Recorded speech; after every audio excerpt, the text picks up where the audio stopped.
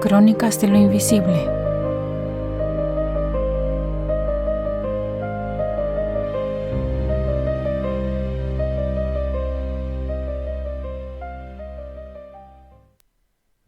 Muy buenas noches, bienvenidos. Soy Urena y estamos en otro episodio de Crónicas de lo Invisible. El tema del que vamos a hablar hoy da mucho miedo, al menos en mi opinión, porque muchas veces el terror no está en los cementerios ni en sitios abandonados, sino en lugares mucho más cotidianos, que están llenos de vida, de ruido, como pueden ser las casas perfectamente normales. Porque hay casas que no llaman la atención, no destacan por su arquitectura, no están aisladas ni tienen un pasado conocido. Son casas como cualquier otra.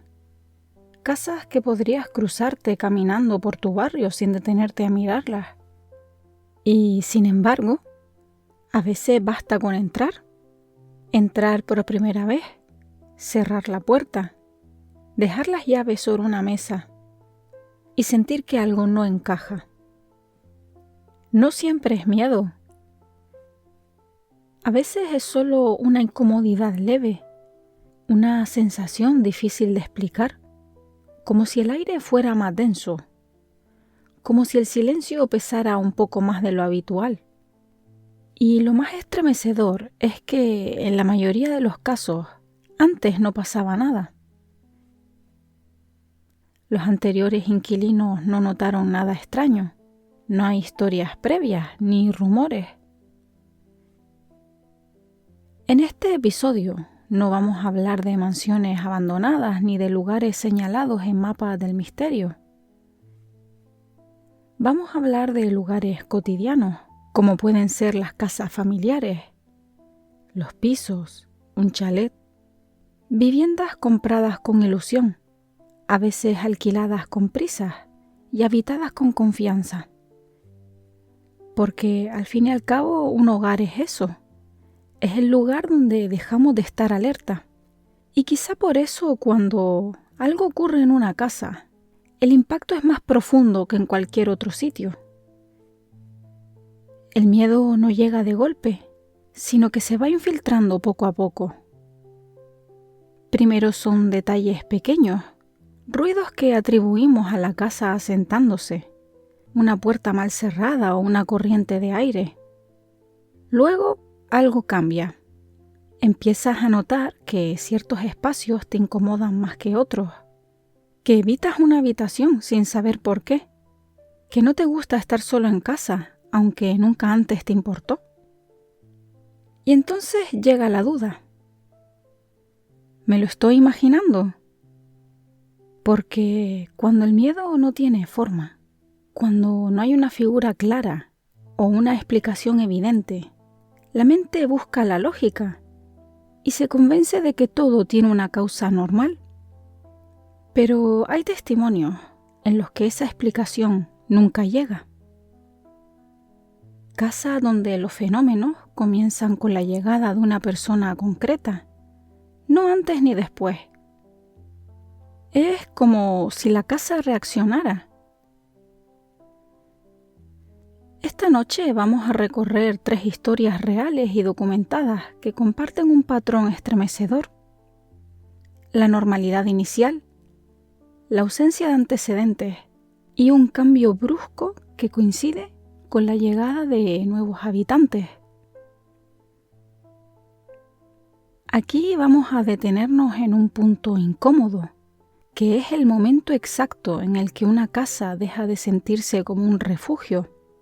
Ese instante en el que te das cuenta de que ya no te sientes a salvo en tu propio hogar. Porque cuando el miedo aparece en la calle puedes huir, pero cuando aparece en casa, ¿a dónde vas? Tal vez por eso estas historias nos afectan tanto, porque todos vivimos en una casa y todos en algún momento hemos entrado en un lugar nuevo creyendo que nada podía pasar. Esta noche, en Crónicas de lo Invisible, les invito a recorrer conmigo 3 casos donde las casas parecían completamente normales, hasta que alguien cruzó la puerta. Y mientras escuchas, quizá te hagas esta pregunta en silencio.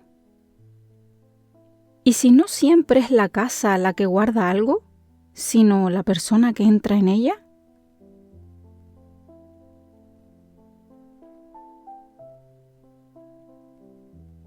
Para nuestro primer caso, nos vamos al año 1975, concretamente en el mes de diciembre, en Amityville, Long Island, Nueva York.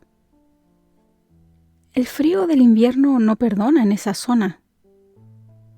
Las calles están limpias, silenciosas, y muchas casas parecen iguales. Césped recortado, fachadas impecables, ventanas con luces cálidas. Una de esas casas, en el número 112 de Ocean Avenue, destaca solo por una cosa. Es demasiado bonita para el precio que tiene. George y Kathleen Lutz la visitan con sus 3 hijos. No llegan pensando en fantasmas. Llegan pensando en habitaciones, en espacio, en un nuevo comienzo. Una casa grande es un sueño para muchas familias y esta les queda a tiro. Pero hay un detalle, uno que además es imposible de ignorar. Un año antes, en esa misma casa, ocurrió una tragedia real. Una de esas tragedias que no se quedan en los periódicos, sino que se quedan flotando en el ambiente de un pueblo. Un joven, Ronald DeFeo Jr., asesinó a toda su familia mientras estos dormían. Los Lutz lo saben y aún así deciden entrar. Porque a veces creemos o necesitamos creer que la violencia no mancha las paredes, que una casa puede limpiarse, reformarse y llenarse de nuevos momentos, y que el pasado no tiene por qué reaparecer. Se mudan el 18 de diciembre de 1975. Los primeros días, según su testimonio, hay algo sutil. No ocurren fenómenos paranormales en sí. Es más bien una sensación, como si el lugar tuviera una temperatura emocional distinta. A veces el miedo empieza así, con una incomodidad que no se puede justificar. Poco después de instalarse, los Lutz deciden bendecir la casa, no por superstición, o al menos no en apariencia, sino más bien como un gesto de cerrar etapas, como cuando limpias una casa nueva y dices, a partir de ahora, esta es nuestra vida. Llaman a un sacerdote católico. El sacerdote recorre algunas estancias, va rociando agua bendita y rezando. Pero en una de estas habitaciones ocurre algo que marca el tono de todo lo que vendrá. Escucha una voz que le dice, fuera de aquí. Una voz que claramente no debería estar allí y que además tiene un tono amenazante. Esa frase, que puede parecer tan simple, no deja espacio a la interpretación. El sacerdote, como es de esperar, decide no volver. ¿Qué fue lo que sintió exactamente en ese momento? Ese detalle, para muchos, es el primer golpe invisible, porque es la prueba de que algo no quería esa bendición. Algo no quería compañía. Tras ese episodio, la casa, o más bien la convivencia dentro de la casa, parece transformarse. El padre empieza a despertarse cada noche a una hora concreta, a las 3:15 de la madrugada. Al principio lo achaca al estrés, a la adaptación a un nuevo hogar, ruidos, pero cuando la repetición se vuelve exacta, se siente como algo siniestro, porque la mente empieza a unir puntos. Esa fue la hora aproximada en la que ocurrió la masacre de los DeFeo. Según el relato de los Lutz, empiezan a ocurrir pequeñas anomalías. Hay zonas de frío intenso dentro de la casa, incluso con calefacción. También se escuchan ruidos en escaleras y pasillos cuando nadie camina. Hay puertas que se abren o que parecen mal cerradas y sensaciones de presencia en habitaciones concretas. Realmente nada de eso por separado demuestra o justifica lo paranormal, pero esa es precisamente la fuerza del miedo doméstico, y es que se va acumulando. Lo cotidiano empieza a ser sospechoso y la familia poco a poco cambia su conducta. Evitan ciertas habitaciones, empiezan a quedarse juntos por las noches, duermen peor y discuten más. La casa deja de ser un lugar donde descansan, se convierte en un lugar donde sobreviven. Uno de los elementos más citados de Amityville es lo que la familia describió como la presencia de un amigo invisible asociado a su hija pequeña. La niña habla de alguien llamado Jody. Para un adulto eso suena a imaginación infantil y es lógico, porque los niños crean personajes, juegan, hablan solos. Pero lo estremecedor en este caso es el tipo de descripción. No se trataba de un amigo alegre, sino de algo extraño. Algo que, según el testimonio de la familia, tenía rasgos animales y ojos brillantes. Lo curioso suele ser que en relatos de casas activas, los niños perciben antes lo que los adultos niegan. Algo que suele repetirse. ¿Es sensibilidad? ¿Sugestión? ¿O que simplemente los niños no tienen filtros? Aquí no hay una respuesta, solo un patrón más. En el relato de los Lutz, la escalada es rápida. La casa parece intensificar el desgaste mental. El padre cambia. Se vuelve irritable y obsesivo. La madre describe miedo constante. Los niños presentan conductas extrañas y, sobre todo, sienten una sensación de amenaza constante. En muchas historias de casas embrujadas, lo más terrorífico no es ver una figura, es precisamente el no ver nada, pero sentir que algo está cerca. Es como si la casa estuviera llena, pero sin estarlo. La familia describe episodios de ruido violentos, golpes y olores desagradables. La idea aquí es que la casa no solo asusta, la casa presiona a la familia, como si quisiera desestabilizar. Viendo todo esto, se produce una decisión. La familia se rompe. 28 días después de haberse mudado, huyen.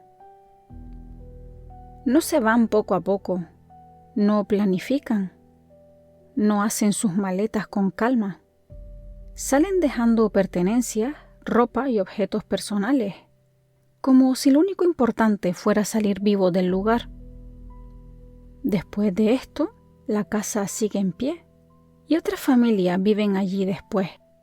Y según consta en múltiples relatos posteriores del caso, no reportan fenómenos similares.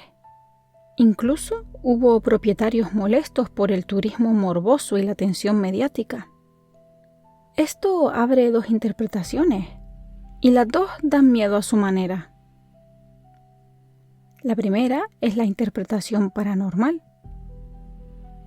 La casa no estaba activada siempre. Respondió a esa familia en concreto, a esa energía, a una combinación concreta de personas, emociones y circunstancias. La otra interpretación es la escéptica. La historia pudo estar exagerada, mal interpretada o incluso fabricada. El miedo, una vez está sembrado, cambia la percepción de todo lo que ocurre. Y aún así, hay un detalle que no desaparece. Aunque el caso sea polémico, lo que queda es la idea de que una casa puede ser un lugar precioso por fuera, pero un lugar imposible por dentro. Amityville nos deja una imagen clara. Una casa que expulsa a sus habitantes y nos deja también una pregunta que vamos a llevarnos al siguiente caso. Si una casa responde solo a algunos, ¿estamos hablando de un lugar maldito o de un lugar que reacciona como espejo, amplificando lo que traes contigo? Porque en la siguiente historia, en Enfield, la casa no solo expulsa, la casa responde.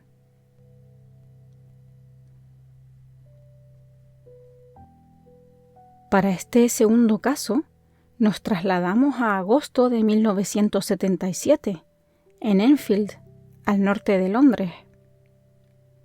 No se trata de ningún lugar especial, no es antiguo ni aislado. Se trata de un barrio obrero, con filas de casas adosadas prácticamente idénticas, casa donde viven familias normales, con problemas normales. Una de ellas es la del número 284 de Green Street. Allí vive Peggy Hodgson, madre soltera, con sus 4 hijos. No hay antecedentes ni tragedias conocidas. Y eso es importante, porque lo que ocurre en Enfield no tiene una causa evidente. No hay una mudanza reciente, no hay una muerte cercana, ni rituales previos. La casa simplemente llevaba tiempo habitada sin incidentes, hasta que una noche algo cambia. Peggy está en la cocina cuando escucha a sus hijos discutir en el dormitorio. 2 de ellos, Janet y Johnny, le dicen que las camas se están moviendo. Peggy entra en la habitación, pero no ve nada fuera de lugar. Regaña a los niños y les dice que dejen de jugar y se vayan a dormir. Pero poco después escucha golpes. Unos golpes secos y rítmicos, como si alguien llamara, pero desde dentro de la casa. Revisa las habitaciones. No hay nadie, pero los golpes continúan. Y como es obvio, Peggy no puede ignorarlos. Los golpes siguen noche tras noche. A veces en las paredes, a veces en el suelo, otras en el techo. No parecen aleatorios, sino que más bien parecen dirigidos. Desesperada, Peggy llama a la policía. Y aquí Enfield se separa de muchas otras historias, porque la policía acude y sí presencian algo.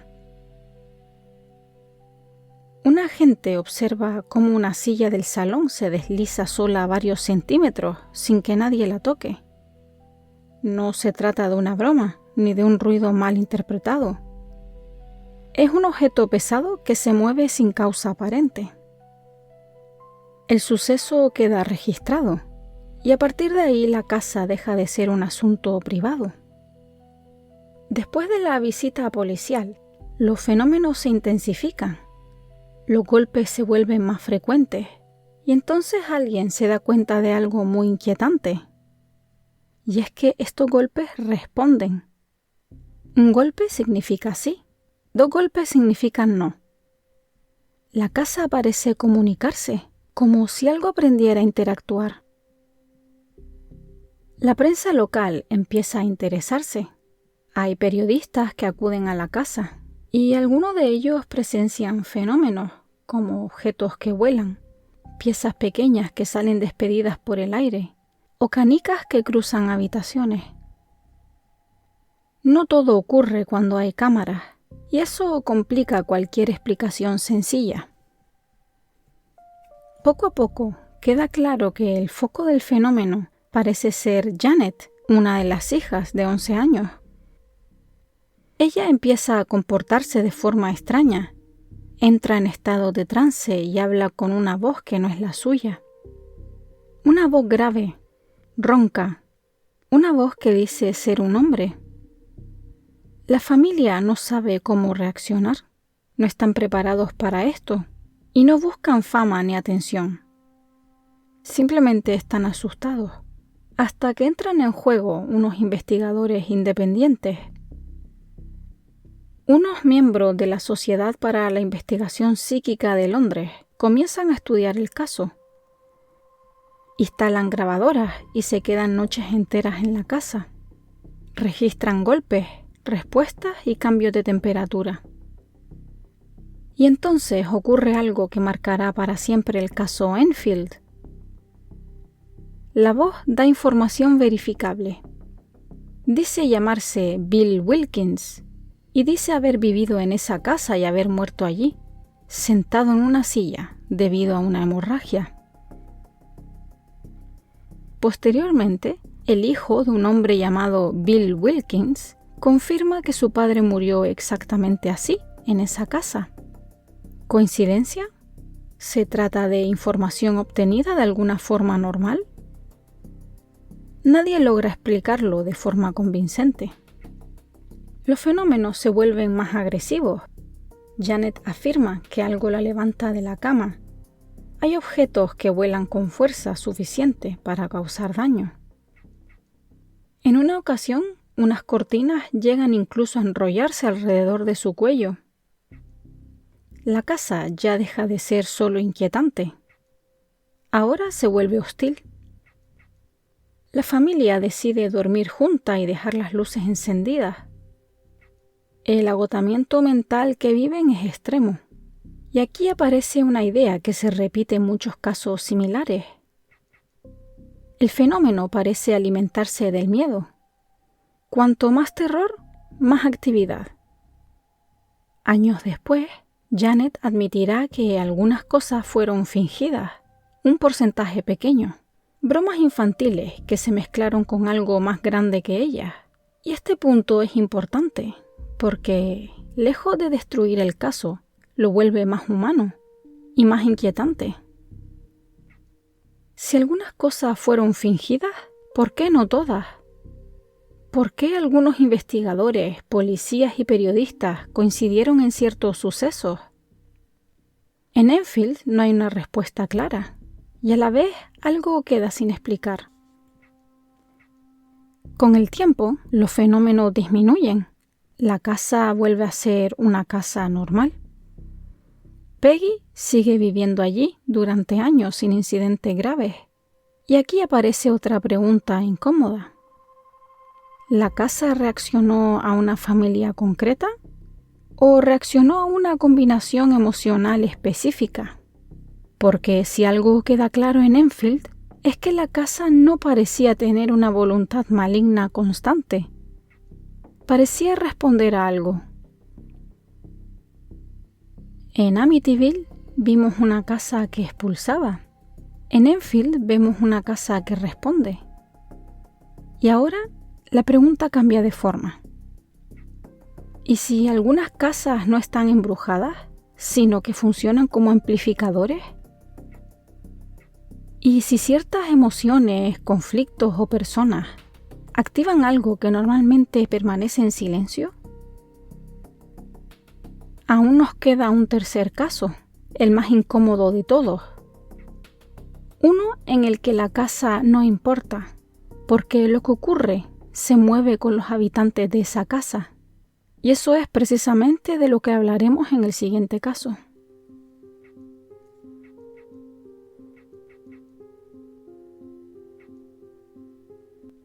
Para este último caso nos trasladamos a California a principios de los años 70. Estamos en Culver City, un barrio sin fama, sin leyendas, sin nada que lo distinga de tantos otros. Allí vive Doris Bitter, una mujer de 30 y pocos años, madre soltera y con varios hijos a su cargo.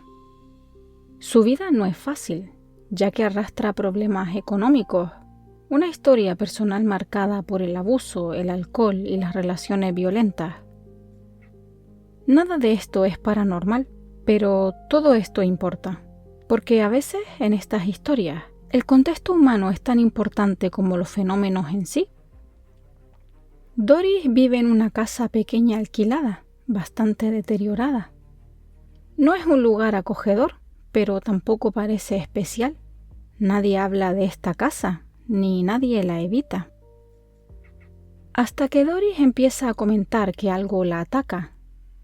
Dice que algo invisible la toca, la sujeta y la agrede.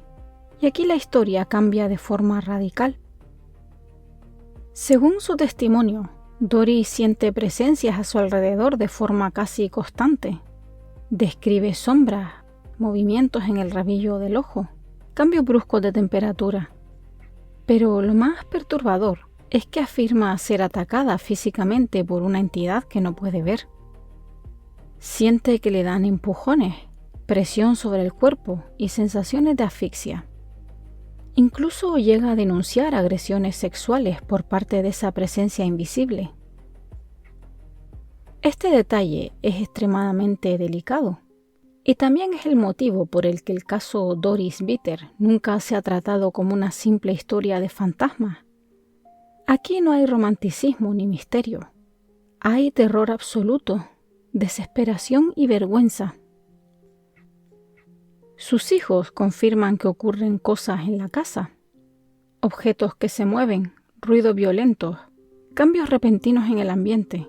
Pero realmente el foco no es la casa. Es la propia Doris. Desesperada, Doris entra en contacto con investigadores vinculados al ámbito universitario, entre ellos Barry Taff, parapsicólogo que en aquel momento colaboraba con el Laboratorio de Parapsicología de la Universidad de California en Los Ángeles. Este detalle es importante. No hablamos de médiums ni de cazafantasmas sensacionalistas. Hablamos de investigadores que, al menos en teoría, intentaban aplicar un método de observación. Barry Taff y su equipo deciden visitar la casa. Y lo que encuentran no es un espectáculo constante, sino algo más inquietante. Fenómenos esporádicos, impredecibles y que parecen ocurrir sobre todo cuando Doris está presente y emocionalmente alterada. El equipo de investigación consigue registrar objetos que caen sin causa aparente, luces extrañas captadas en fotografías, zonas de frío extremo muy localizados, y olores desagradables que aparecen y desaparecen. Pero la entidad no se manifiesta claramente ante ellos. No hay ningún tipo de aparición ni prueba definitiva. Y eso, lejos de cerrar el caso, lo vuelve más perturbador. Llegados a este punto, los investigadores empiezan a considerar varias hipótesis. Una de ellas es la clásica infestación, que viene a ser una presencia ligada a la casa. Pero algo no encaja. Los fenómenos parecen seguir el estado emocional de Doris, porque cuando ella está tranquila, la actividad disminuye, y cuando está alterada, esta actividad aumenta. Y entonces surge una idea incómoda incluso para los propios investigadores. ¿Y si la casa no es el origen de nada? ¿Y si es Doris el centro de estos fenómenos?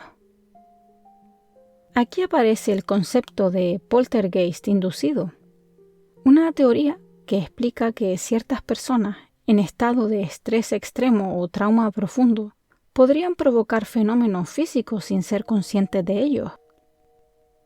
No porque tengan poderes, sino porque algo en la mente de esa persona se desborda. Esta teoría no niega lo paranormal, pero tampoco lo afirma de forma clásica. Se sitúa en una frontera incómoda entre lo psicológico y lo inexplicable. Durante la investigación se toman varias fotografías Polaroid. En algunas de ellas aparecen formas luminosas, bandas de luz y anomalías que rodean a Doris. Para los investigadores de la época, estas imágenes son sugerentes, pero para analistas posteriores son fácilmente explicables como defectos técnicos. Y aquí vuelve a estar presente la grieta eterna de estos casos. La evidencia depende de quien la mire. Con el tiempo, Doris decide marcharse, deja la casa de Culver City. Sin embargo, los fenómenos no desaparecen del todo. Eso sí, disminuyen, se vuelven menos intensos, pero no cesan inmediatamente. Eso mantiene la idea de que la presencia no pertenecía al lugar. No era una casa embrujada, era algo que iba con ella.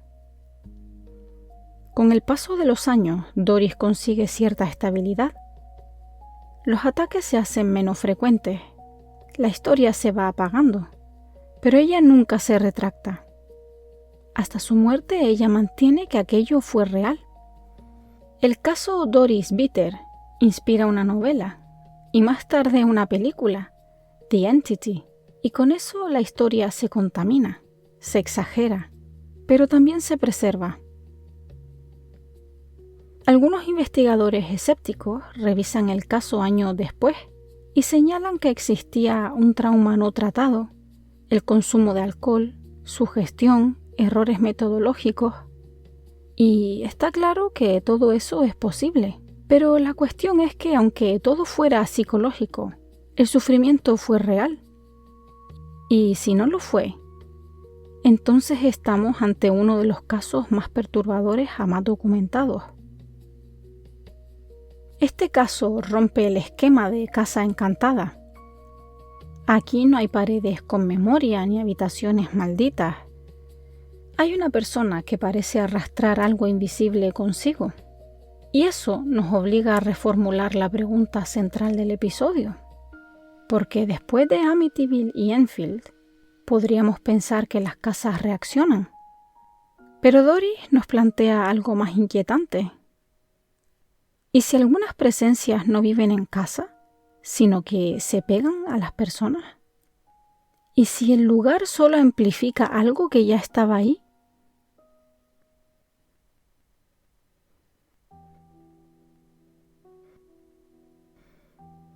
Hemos recorrido 3 historias distintas, 3 escenarios separados por países, contextos y personas, y sin embargo unidas por una misma característica.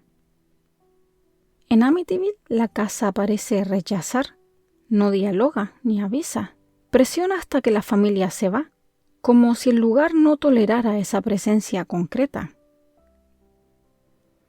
En Enfield, la casa no expulsa, sino que responde, golpea, contesta e interactúa, como si algo aprendiera a comunicarse con quienes viven allí. Y en el caso de Doris Bitter, la casa deja de ser importante, porque la presencia no pertenece al lugar, la presencia sigue a la persona. Con estos 3 casos queda una misma pregunta en el aire. Tal vez nos han enseñado a pensar en las casas encantadas como lugares especiales, como casas antiguas o aisladas, pero estas historias nos hacen mirar en otra dirección. Porque aquí no hablamos de mansiones abandonadas, hablamos de hogares normales que están en barrios tranquilos, de viviendas donde alguien entró pensando que nada podía pasar. Y quizá ahí esté el verdadero núcleo del miedo. Un hogar es el único lugar donde bajamos la guardia por completo, donde asumimos que estamos a salvo. Por eso, cuando algo así ocurre en casa, la experiencia es distinta a cualquier otro miedo, porque no se trata de un susto ni tampoco de una amenaza externa. La confianza en el hogar se rompe por completo. ¿Por qué algunas casas solo despiertan con ciertas personas? Hay quien habla de energía emocional, de traumas que se filtran, e incluso de duelos, estrés y conflictos no resueltos.